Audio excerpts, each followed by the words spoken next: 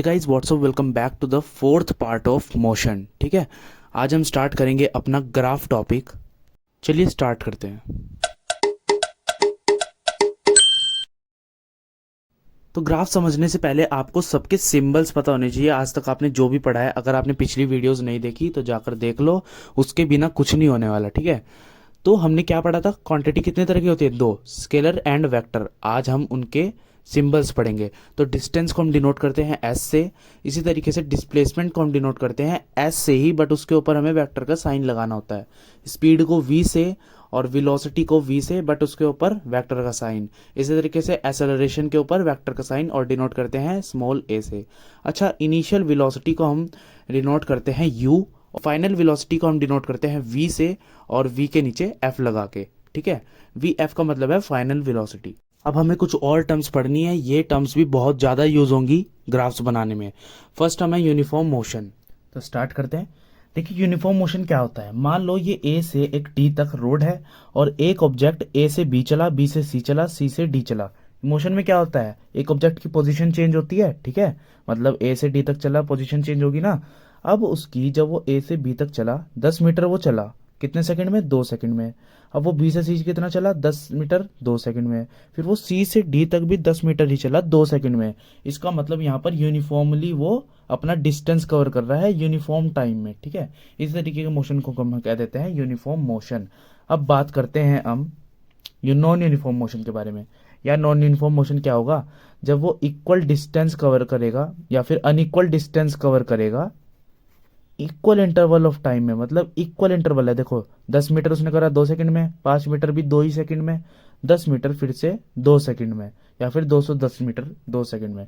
ठीक है, मतलब यहाँ पर जो डिस्टेंस है वो अनइक्वल है, बट जो टाइम है वो इक्वल है। अब दूसरा केस इसका ये भी हो सकता है नॉन यूनिफॉर्म मोशन का, कि टाइम अनइक्वल हो और डिस्टेंस इक्वल हो। इस तरीके के मोशन को हम कह देते हैं नॉन यूनिफॉर्म मोशन। ठीक है, अब हम बात करते हैं अपने यूनिफॉर्म स्पीड के बारे में।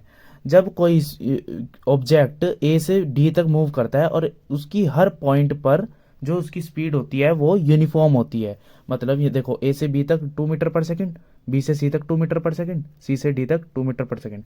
मतलब वो अपनी पूरी पूरी होल जर्नी में उसका जो स्पीड है वो कैसी है, यूनिफॉर्म। ठीक है, हम बात करते हैं नॉन यूनिफॉर्म स्पीड की। यहाँ पर ए से बी तक कितना है, 2 मीटर, 4 मीटर, 1 मीटर। मतलब नॉन यूनिफॉर्म है, कहीं पे घट रही है कहीं पे बढ़ रही है। ठीक है, इसी तरीके मोशन कहते थे हम नॉन यूनिफॉर्म स्पीड। चलिए अब बात करते हैं एरिया ऑफ स्क्वायर क्या होता है। एरिया ऑफ स्क्वायर होता है ए स्क्वायर। अब यहाँ पर ए क्या है, ए होती है इसकी साइड। देखो स्क्वायर की चारों साइड्स इक्वल होती है ना। इसी तरीके से जब हम चारों साइड्स का एक साइड का स्क्वायर करेंगे तो आपको मिलेगा क्या, area of square. Area of rectangle क्या होता है, L into B, length into breath.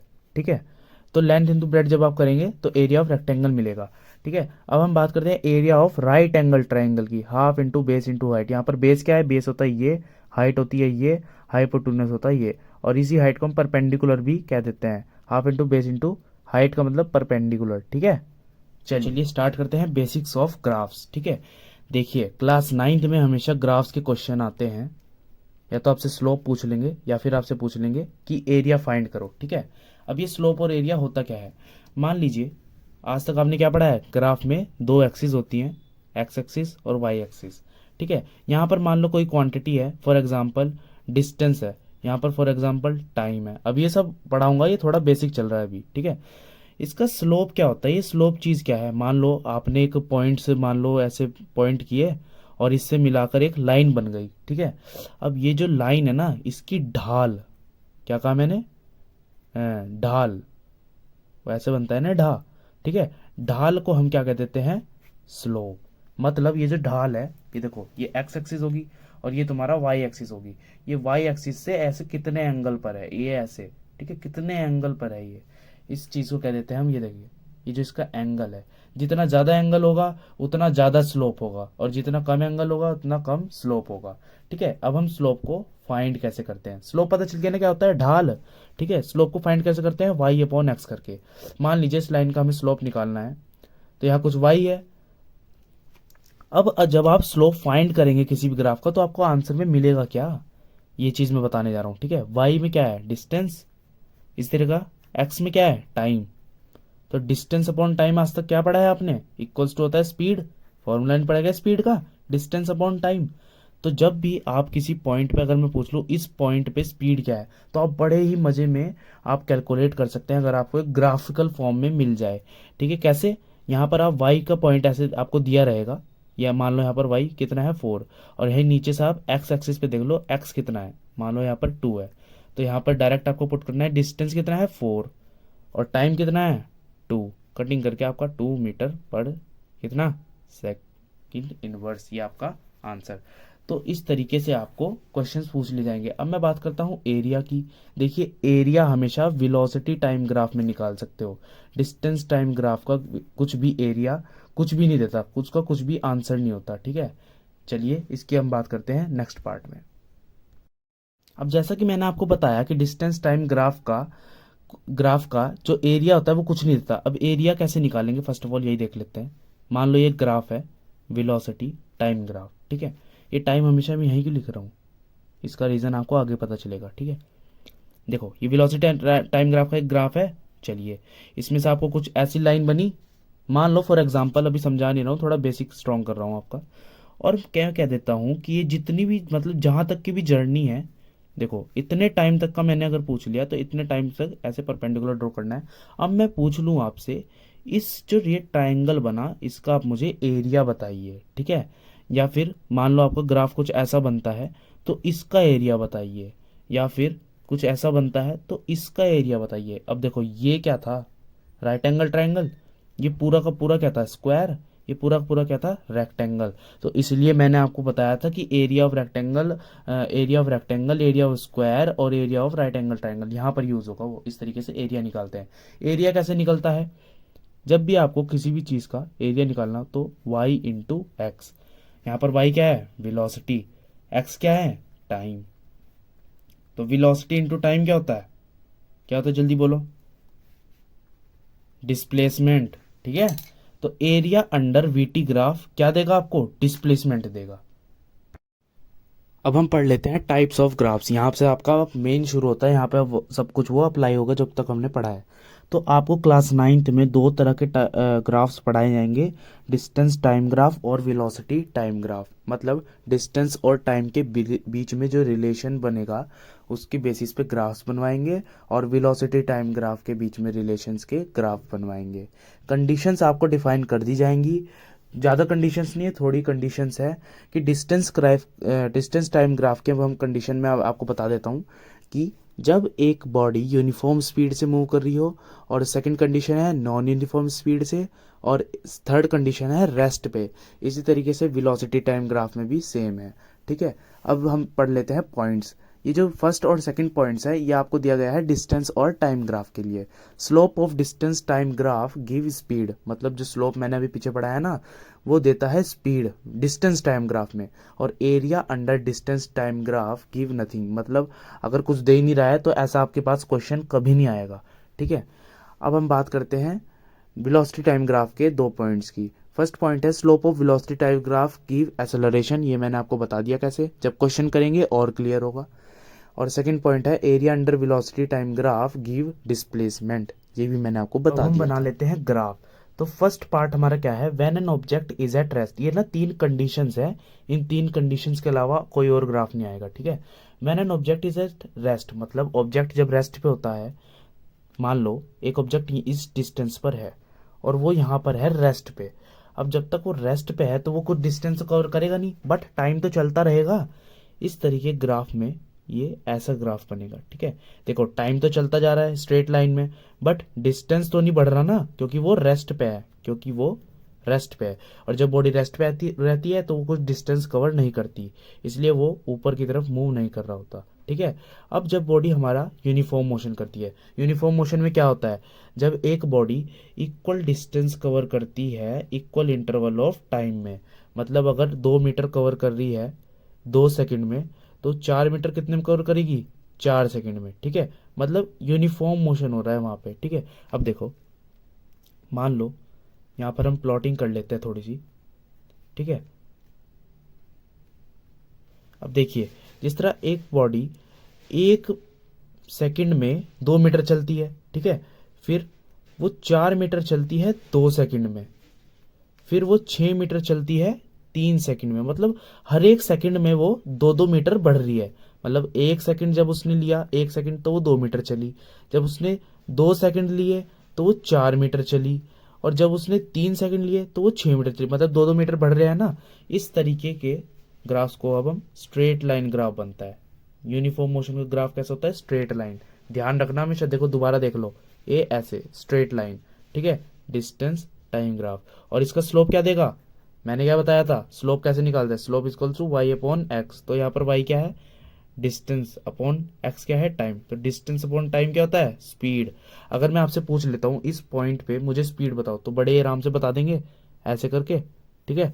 X axis का ये कोऑर्डिनेट देख लेंगे और वाई एक्सिस का ये कोऑर्डिनेट देख लेंगे, और उसको यहाँ पर पुट कर देंगे डिस्टेंस अपॉन टाइम में, और आपकी स्पीड आ जाएगी। अब बात कर लेते हैं नॉन यूनिफॉर्म मोशन की। नॉन यूनिफॉर्म मोशन कैसा होता है? जब अनइक्वल डिस्टेंस कवर करे अनइक्वल इंटरवल ऑफ टाइम में। मतलब मान लो ए से बी तक बॉडी मूव करी, सी डी 10 मीटर करा 2 सेकंड में, 5 मीटर करा 2 सेकंड में, 6 मीटर करा 2 सेकंड में। देखो डिस्टेंस अनइक्वल है बट टाइम इक्वल है। इस तरीके ग्राफ ऐसे बनता है, या फिर ऐसे भी बन जाता है। कभी कभार देखो टाइम क्या कहते हैं, टाइम धीरे धीरे टाइम अनइक्वल हो और डिस्टेंस इक्वल हो तो ऐसे बन जाएगा, ठीक है। चलिए, तो चलिए अब हम समझते हैं वेलोसिटी टाइम ग्राफ के केसेस। तो इसमें भी 3 केस है जब वेलोसिटी कांस्टेंट रहे, मतलब वेलोसिटी ना तो बढ़ रही है ना तो घट रही है, कांस्टेंट है। तो देखिए ये कांस्टेंट है तो टाइम तो बढ़ता रहेगा पर वेलोसिटी नहीं बढ़ रही है। यहाँ पर वेलोसिटी नहीं बढ़ने का मतलब ये नहीं है कि जीरो है। जीरो तो अगर वेलोसिटी यहाँ पर जीरो होती ना तो वेलोसिटी यहाँ पर होती। इस केस में यहाँ पर जीरो है, देखो यहाँ पर तो कुछ होगी ना, क्योंकि ये क्या होता है? ओरिजिन। ओरिजिन पे कैसे पॉइंट होता है? 0 0, ठीक है। अब ओरिजिन से तो ऊपर है क्योंकि यहाँ पे कुछ वेलोसिटी है, ठीक है, बट बढ़ नहीं रही है वेलोसिटी। टाइम तो बढ़ता जाएगा बट, इसीलिए ये है कांस्टेंट वेलोसिटी ग्राफ, ऐसे बनता है। अब आता है हमारा सेकंड केस, यूनिफॉर्म एक्सेलरेशन। मैंने आपको बताया था जो वेलोसिटी टाइम ग्राफ का स्लोप होता है वो क्या देता है? एक्सेलरेशन। देख लेते हैं एक बारी, स्लोप क्या बताया था मैंने, कैसे निकालते हैं? Y upon x. वाई में क्या है? वेलोसिटी, और टाइम में क्या है? एक्स एक्सिस में क्या है? टाइम, ठीक है। अब ये change in velocity upon time क्या होता है? एक्सेलरेशन ही तो होता है, ठीक है। अब यूनिफॉर्म एक्सेलरेशन का मतलब क्या होता है? देखो ये ग्राफ किस चीज का बना रहे हैं हम? यूनिफॉर्म एक्सेलरेशन का, ठीक है। एक्सेलरेशन का मतलब क्या? वेलोसिटी में चेंज हो रहा है। देखो यूनिफॉर्म एक्सेलरेशन का ग्राफ फर्स्ट ऑफ ऑल ऐसे बनेगा। क्यों बनेगा ऐसे वो बता देते हैं। यहाँ पर मान लो वेलोसिटी है 2 मीटर पर सेकंड, 4 मीटर पर सेकंड, 6 मीटर पर सेकंड, 8 मीटर पर सेकंड। टाइम है 2, 4, 6, 8, या फिर आप कुछ भी ले सकते हो, मैं सब खाली समझाने के लिए ले रहा हूँ, ठीक है। अब मैं कहता हूँ 2 सेकंड में जो बॉडी थी वो 2 मीटर पर सेकंड से मूव कर रही थी, ठीक है।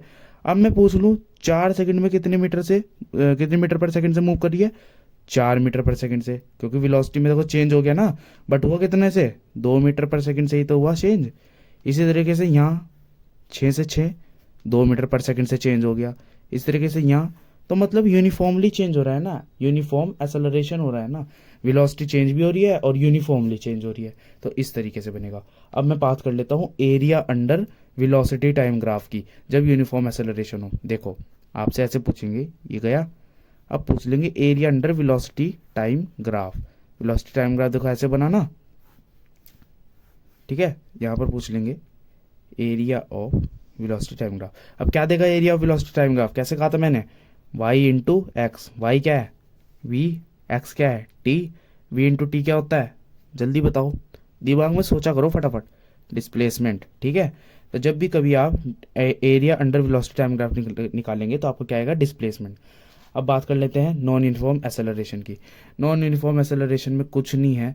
नॉन यूनिफॉर्म का मतलब कैसा? कुछ भी कैसे भी हो रही है, कैसे बढ़ रही है। तो वो ऐसे भी बन सकता है, ऐसे भी बन सकता है, ऐसे भी बन सकता है, और बस यही है 3 केसेस, ठीक है। ऐसे क्यों बन सकते हैं? देखो ऐसे केस में रिटार्डेशन हो रहा है। अगर आपने मेरी पिछली वीडियोस नहीं देखी तो वहां जाकर देखिए, ठीक है। वहां से सारे कॉन्सेप्ट क्लियर होंगे। आज हमने ग्राफ्स पढ़े, क्वेश्चन हम करेंगे नेक्स्ट वीडियो में। वीडियो बहुत ज़्यादा लंबा हो जाएगा। मेरा जो न्यूमेरिकल वाला वीडियो आएगा उसमें मैं ग्राफ्स के भी क्वेश्चन डालूंगा।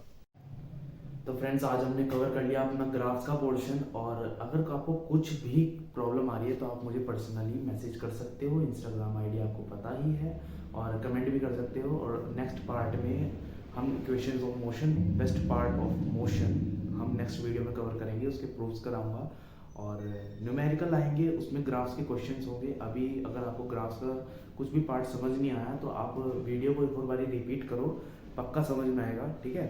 चलिए इसी के साथ वीडियो को एंड करते हैं। Thank you so much for watching, bye.